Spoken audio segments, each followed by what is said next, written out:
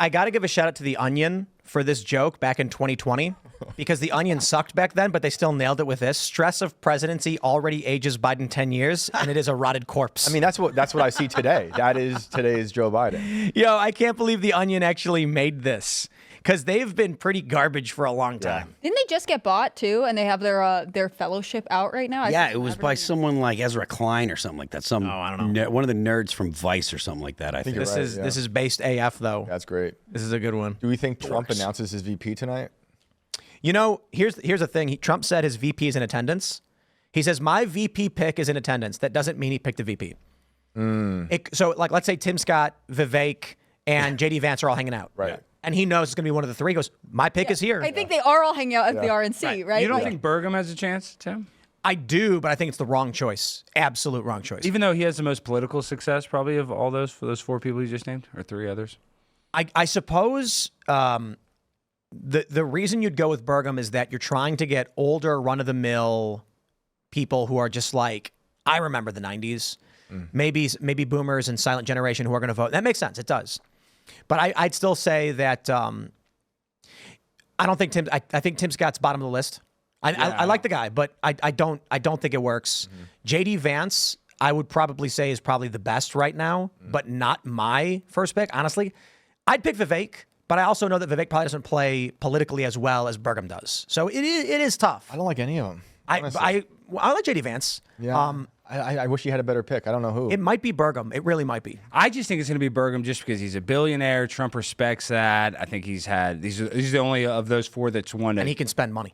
Exactly. And he knows where to get the political donations. So they don't need donations. But still, I'm just saying he's connected. He knows the top of the top. If you're a governor of a state, that's a huge deal. So I just think that he would be the safe choice too. I like Vivek, but Vivek also is probably more of a loose cannon or wild card compared to Burgum, and maybe he doesn't want that. And it's not totally clear who Vivek's constituents are all the time. Like, he is really interesting. He's burst on the scene. A lot of people like him, but if you are elected by a state, you know the region at which you're representing. And with Doug Burgum, I do think it's interesting that, he's sort of this Midwest. I mean, I don't think you actually count Dakotas as Midwest. I don't really know, but this sort of agricultural, he is a billionaire. There is something there that other candidates don't have. I also think I like J.D. Vance the best out of all the names that have been floated around. There are a lot of other options, but I think with Burgum, if you are this populist president, picking a governor is sort of an interesting move. Like, I've heard the argument, somebody came on the show and made the argument that like someone who, like a senator, is good because they would know how to use the Senate to best support whatever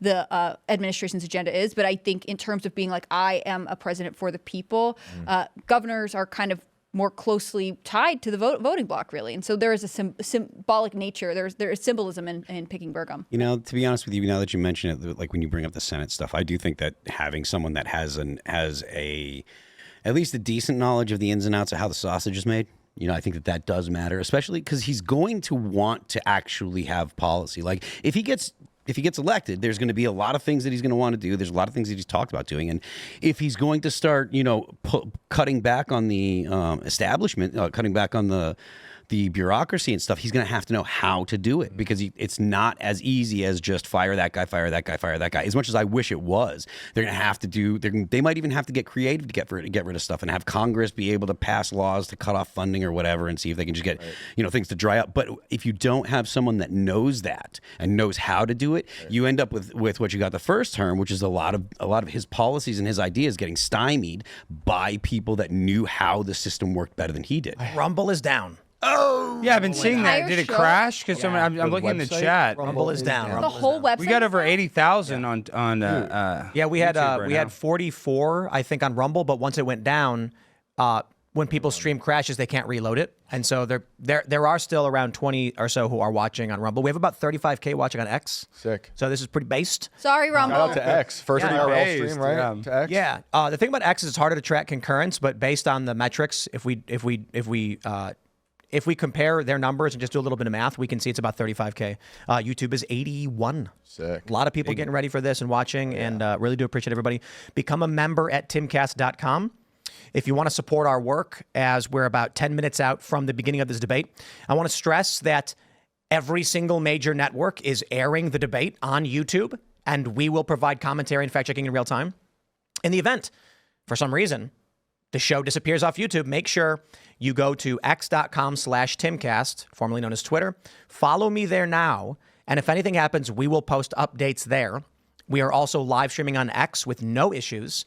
Rumble, unfortunately, went down. We're hoping that they get things back up, but it has been down for a while now. But it is what it is. Just, we got sued already this year. Very political, very, very political.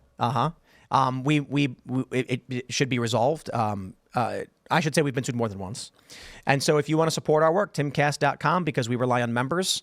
And we're 10 minutes out. I don't know what else is going on. Well, one thing I want to bring up, and this is, I guess, non-political, but speaking of getting sued, what do you think about the Dr. Disrespect stuff, Tim? What is that? You don't know who Dr. Disrespect is? I know who he is, but what's the situation? So he supposedly got through... I'm following... I know, but just real quick, through whispers, he supposedly texted a minor, and he ended up losing his game company. It's been like the biggest story of the week. You haven't seen any of the Dr. Disrespect stuff? Nope. Wow. So he supposedly got in trouble. We're in different worlds, Alex. I know. I just can't... My world... Chat hasn't know... You guys don't know who Dr. Disrespect is. Of course, I know who he is. But my point is, my concern was the coup that failed in Bolivia, and they arrested the general. Well, this guy's like the biggest Twitch streamer in the world, and then he's sexting minors, supposedly. And that's stuff. I mean, that's disgusting. Yeah. That being said, did you see the coup attempts in Bolivia? I'd like to talk about what Alex was talking. No. Yeah. Yo, that's crazy. They arrested the general. The president appointed a new military commander who immediately ordered the people to stand down. What people need to understand about military coups is that the troops involved in them usually don't know what's going on. Yeah. The commanding officer says, hey, we're going into the palace, follow me. And they're like, what's happening? Oh, it's counter-terror. And then all of a sudden, it's like you're in a coup and they have no idea. Obama's sister was in a coup, too, in Africa this week. What? Yes, she was attacked. Yeah. Obama's sister was attacked. Oh, that's right. Yeah, that's right. At the embassy. Because they were protesting over the. I think it might be they might be overstating to say that she was involved in the coup. Well, it wasn't really running coup, right? Like they were just it was large scale demonstrations against the legislation they didn't want. But there was tear gas and everything deployed. It was really funny because I would watch CNN coverage of this and they'd be like, "We're gonna go now to a clip of Obama's half sister talking," and it's like.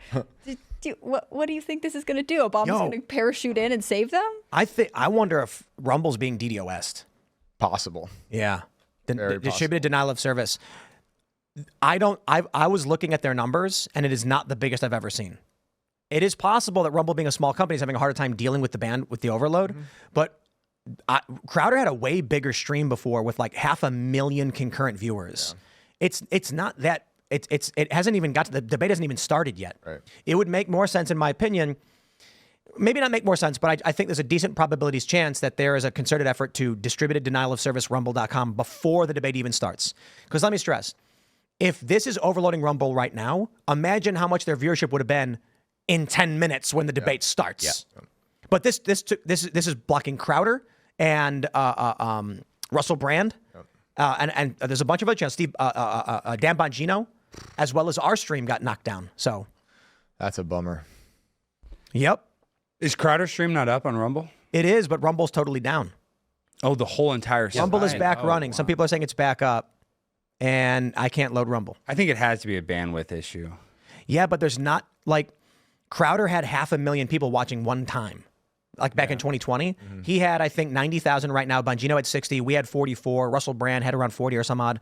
It's not more than we've ever seen. And the debate hasn't started yet. So maybe, I don't know. Maybe it's grown since then. There's more channels doing it.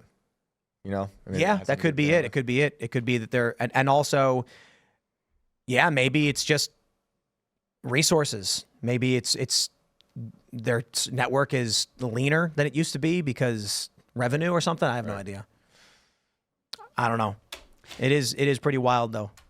I can't imagine being a tech company right now and having to deal with, your entire website crashing because people are getting ready to watch this debate. I mean, that really speaks to how impactful this is, that there are so many people going to all kinds of different platforms. It's not like there is a monopoly on YouTube right now. All of these platforms are attracting tens of thousands of viewers. Yeah. Well, I'd argue that obviously YouTube still has a huge monopoly though. I mean, I think they're the most dominant for sure. Yeah. I mean, I love Rumble. I like Rumble, but it's just not the same as YouTube, and it's just the infrastructure is not as good too. Like should be their biggest night, where so many users are going to be on their platform and it crashes. It's just YouTube would never. Has YouTube ever crashed him? You ever had a huge stream? Yeah. Oh, it has. Yeah. So like a couple weeks ago, everybody got hit and all their numbers like live dropped to 0. Wow. Yeah, it happens usually when they roll out some kind of update or change, the whole thing just breaks. But X is rolling really, really well. Let me just do a quick bit of math. They're on Rumble right now. That's what I'm being told. So it looks like our concurrents on X are up to about 40K, 44K or so, 40 Nice. around there. Half. I'll just put it this way: it's about half of what we're on YouTube. So we're looking at about 44,000 on X. Impressed. It actually it could be a little bit more based on the fleeting structure that is X. Meaning, when a post on X passes your feed, you don't stick around and watch the whole time. Whereas YouTube is you go there and you just watch. What that means is viewership numbers would be way higher on X. Right. So based on the numbers that we're seeing, it looks like we have a pretty decent concurrent viewership on X. So Yeah, Rumble should be back up. Rumble should be back up. Yeah, Huh? I'm seeing In a people bit, talking they about said. it on the. I still cannot load Rumble. Yeah, they're working on it. That's all I They're know. working on it. Biden and Trump need single memorable line to bring in the win.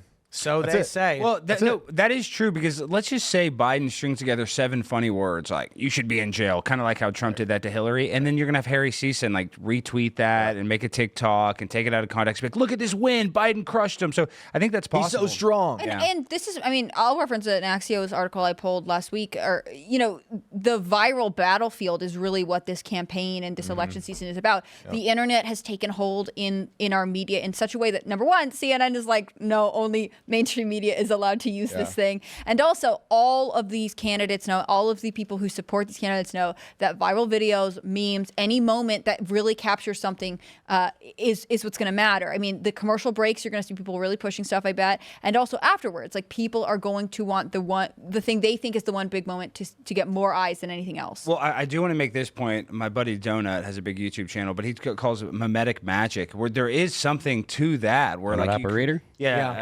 Donut Operator is a great guy too, but this guy's just called Donut, and he has a great channel where he talks about that. But it was basically memes. You know, Trump got memed into office basically, so there is some sort of superpower with that. And there was that pro-Biden pact that just formed with Silicon Valley support, specifically looking into the algorithms to be like, why are conservatives, why are Republicans good at the internet effectively? I mean, I'm kind of paraphrasing what's going on there, but it is interesting that even though we know tech censorship and a lot of tech bias tends to lean in favor of left-wing or progressive causes, the right can just meme, and that makes it a very dangerous threat to Democrats. Thanks for checking out this clip from Timcast IRL. Make sure to watch the show live Monday through Friday at 8 p.m. Subscribe to this channel, and we will see you all there.